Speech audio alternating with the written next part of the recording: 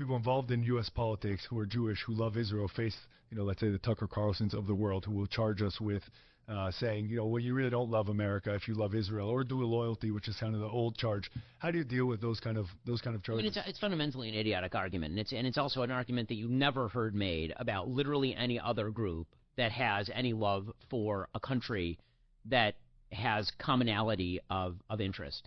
So you never hear this made about Irish people, right? Joe Biden proudly will go to Ireland and talk about, my roots are in Ireland. I love Ireland. And nobody's ever like, dual loyalty. That guy really, he works for the Irish. I mean, that's really what he's all about.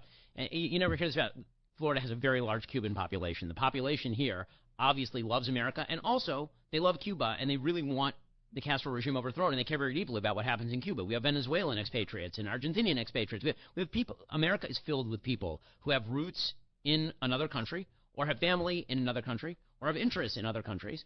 And that's never been considered at odds with the United States. If you're an American, obviously you should care most about what America needs. And that means that, for example, there are many policies that I think would be good for Israel if America would do them. And also, I'm an American, and I don't think America should do it. So, for example, would it be good for Israel if America deployed the U.S. military to just go in and wipe out Hamas and Hezbollah? Of course, that would be amazing for Israel. Do I want, as an American, America to do that? Of course not. I'm an American. I don't want American soldiers in harm's way to protect even an ally. It's Israel's job to protect its own security. Right? There's the kind of absurd contention that if I wish America to back her allies to the point where it's in America's interest to back her allies, and that I care about the survival of the state of Israel and the thriving of the state of Israel, this amounts to dual loyalty.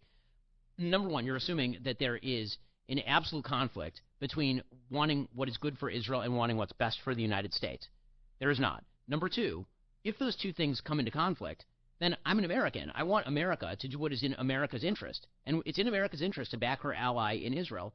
And also, there are plenty of things that would be in Israel's interest that I don't want America to do. And so, like, that's a pure, easy example of how this is such a specious and false argument. Also, frankly, when you have people who are gallivanting around the globe to foreign countries, talking about how wonderful those foreign countries are and how much America sucks and how America's terrible and how everything here is bad, but then they're often in, say, Moscow talking about the grocery prices, I'll take it with a grain of salt.